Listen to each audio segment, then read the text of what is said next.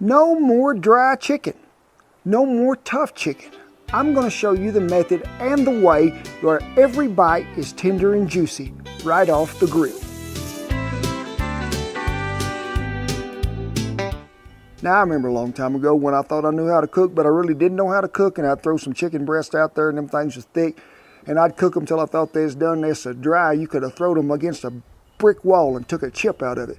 No more dry chicken meat on the grill. I'm going to show you a method in which the French used so many years ago, and we're going to create a steaming method that we're going to cook that chicken with, but then we're going to finish it up on the hot side of that grill. But one of the biggest tips I got for you to not overcook that chicken is a good meat thermometer, a probe where you'll know you're cooking it to where you want it. And at chicken, what is that?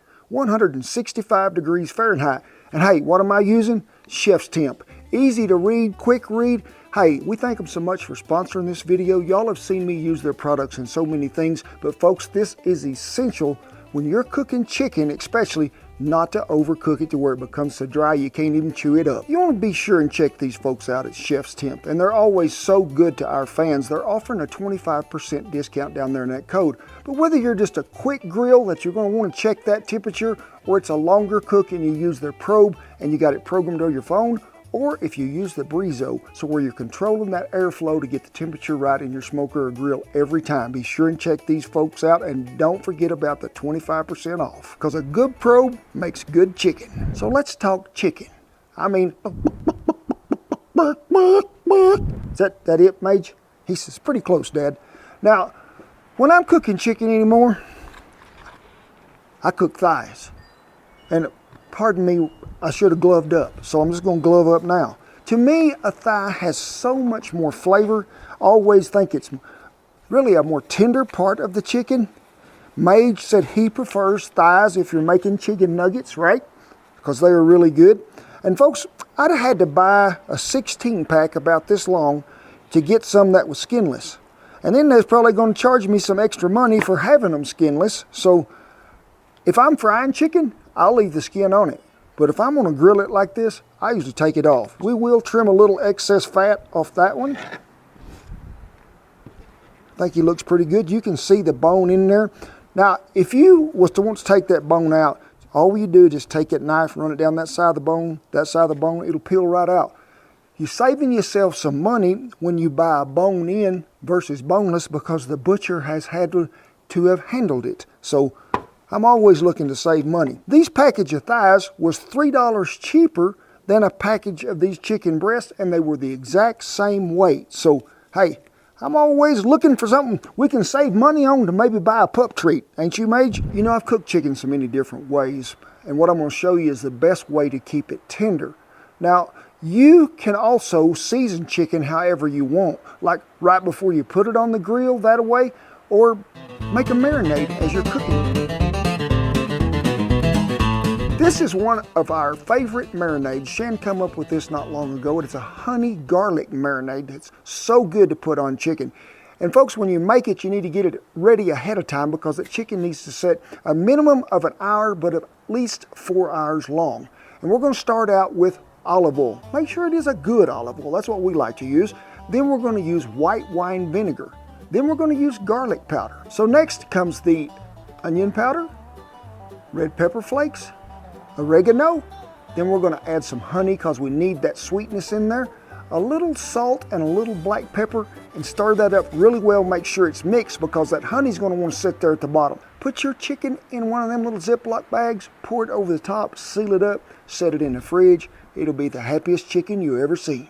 I've done these two ways. We're going to marinate one breast and one thigh, and then we're going to see if we have any flavor difference for me and Shan, but also, is there any effect for tenderness, since there's not an acid in the marinade that's going to break the chicken down. So let's get these two in a baggie. They need to set, like I say, at least an hour. So we'll go ahead and put this one and this one in there. And then you hope that stays open while you pour the marinade in there.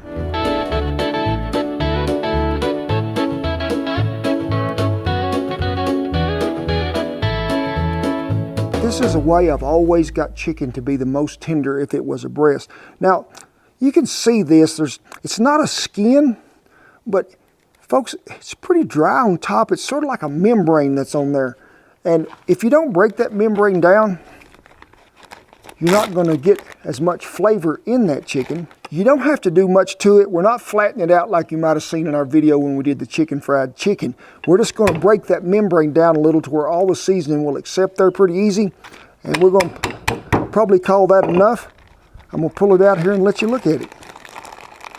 Now, it got bigger and it got a little flatter. I am going to trim just a tad bit of that fat off there. I have a subject right down here that has been working so hard today. So hard. So, any more? Oh, there's a little subject right there.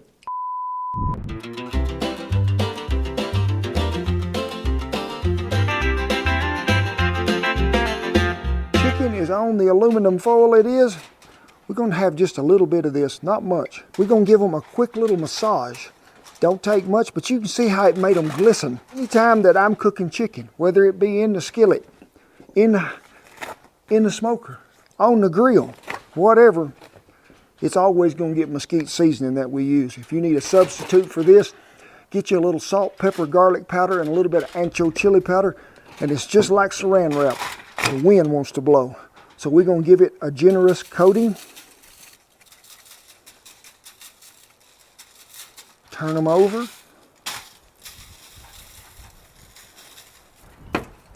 Okie dokie. Now then, for the finishing touches of this masterpiece, we're going to put us some Kerrygold butter on there. Remember I told you we was going to steam this a little, but this butter is going to really help. We're going to put you right there. I'm going to save you for an alternate use here in just a minute. We're going to fold him up now. We just want to try to make us a tent. Got the Legacy Hasty Bake fired up here. We're going to get our temperature just right. We're probably going to run pretty close to 350 down here on this hot end anyway. And all the coals are down here on this one end, probably that far from the end. Now, you're thinking to yourself, why did I see him throw that applewood in there when he's got this in tinfoil, and tinfoil does not let smoke in? Well, folks, remember them chickens we marinated there? We're going to put them down here on the indirect end, so they're going to get some smoke flavor. So see, y'all getting a bonus. I'm showing you 2 ways to cook this chicken, but I think it's time we get them on the fire. So you can see this applewood is doing its job. It's making some smoke. Now these 2 going right over the fire. They are. Remember them we marinated? They're going to go down here on the indirect end. I like to try to shake some of that marinade off of them. Put them down here to where they're just going to lay there and be so nice. But I also like to give them just a little shake of mesquite before we shut the door. And we tell them night night.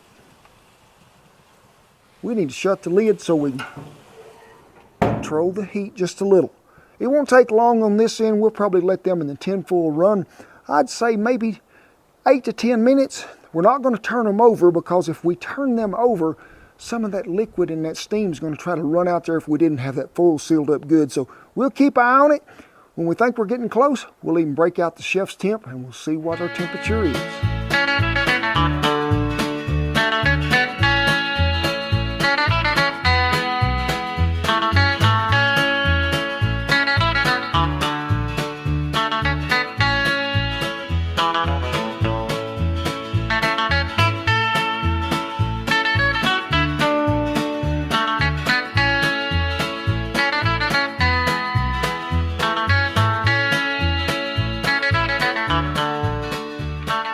Well, everything's been on about 12 minutes. I come over here about, I'd say halfway through that, and went ahead and flipped that thigh over and the chicken breast.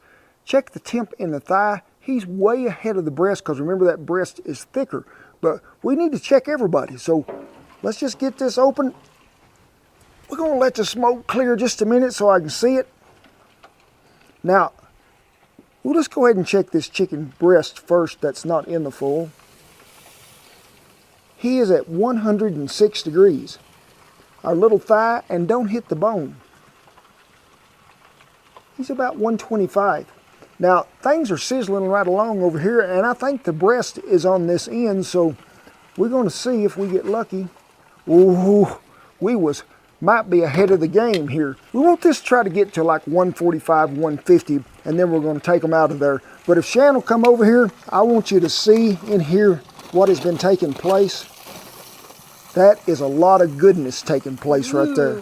So we're going to go ahead and get these little fellers out of here and put them right here for the time being. This juice that is in here, folks, I like to reserve it. We're going to pour it over right there at the last. We may have to heat it just a little. We're at 146 right here. It's really important that you get a quick read because that burns the hairs off my knuckles, and this is why I like Chef's Temp. It's going to give me right there. We are on the money.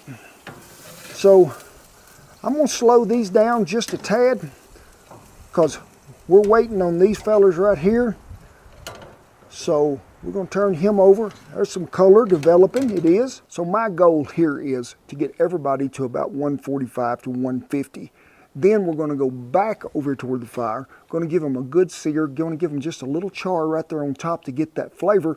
We want everybody to be about 165. We'll let them rest just a minute, and then we're going to eat them.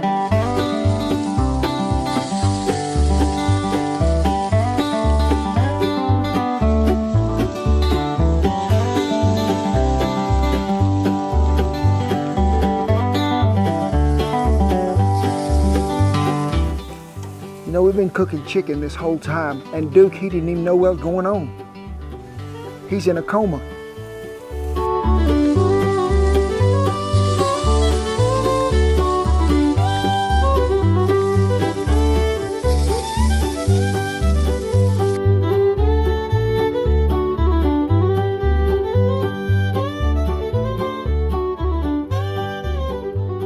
I like a chicken in the hen house laying eggs, but this is the best way I like chicken right here. Now, I showed you two different methods, and I'm going to give you another tip that I should have given you on these two that wasn't wrapped in foil, because if you're doing these all together and you want it to come off at the same time, start these fellers about 15 minutes before you put these on, because these in the tin foil, the steaming method, you're getting a quicker cook time on them. Now, right there, you see me save this juice that was out of that tin foil, and I just got some of it basted on it right there at the last. But also, I basted these with a little barbecue sauce. Now, you want to do that at the last too, because most barbecue sauces have either white sugar or brown sugar in them, and they're going to burn if you put them on there too quick. And we're going to slice him right here. So which one is this? This come out of the tin foil on this side of the river here. Now, I'm thinking this is just right for me.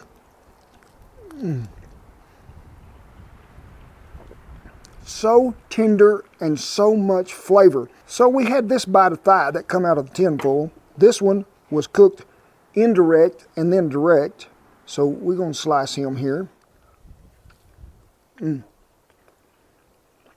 marinade, Shan, shines through on here. I get that honey, the garlic. Have a bite of that. I think you should. Wow. Isn't that? Oh my gosh. Yes. So if I have to pick a favorite out of this, thigh cooked both ways. There's just so much more tender flavor in a bite of thigh than there is a chicken breast. So I'm going to have one more. Duker, make me one. Do the chicken dance.